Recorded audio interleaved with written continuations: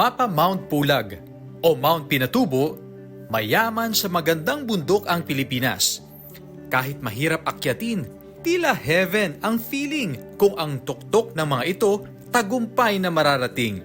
Gaya ni Bob Turato, IT professional sa Treasury ng Florida Blanca, Pampanga. Stress reliever daw niya ang pamumundok. Imbis na po mapagod ako sa pag-hike, siya pa po yung ano ko eh. Siya pa po yung pahinga ko eh. Hindi lang ang tayog ng mga bundok ang kanyang nakakonquer, pati ang kanyang kondisyon mula ng ipanganak. Meron kasi siyang clubfoot.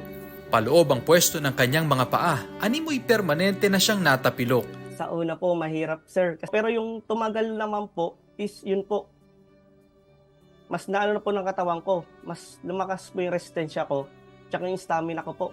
Dahil sa tibay ng loob at lakas ng katawan, hindi nagpadaig si Bob sa kapansanan. Yung guide po namin, tuwang-tuwa po siya kasi yung fighting spirit ko po, kahit nanginginig na po yung paa ko, go pa rin daw po ako sa pag-akyat. At sa bawat akyat, nakabuo pa siya ng mga bagong samahan.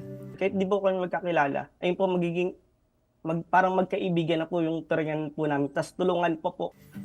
Sabi nga nila, the best view comes after the hardest climb. At para kay Bob, baliwala ang pagod at kapansanan kung ang kapalit, kalikasang sadyang napakarikit. Hindi niyo po mapupuntahan yung magagandang spot kung hindi ka aakyat ng bundok. Hindi ka po mapapagod kasi kailangan po makita yung ganda ng kalikasan po. Para sa GMA Integrated News, ako si Chris Zuniga ng GMA Regional TV, ang inyong saksi.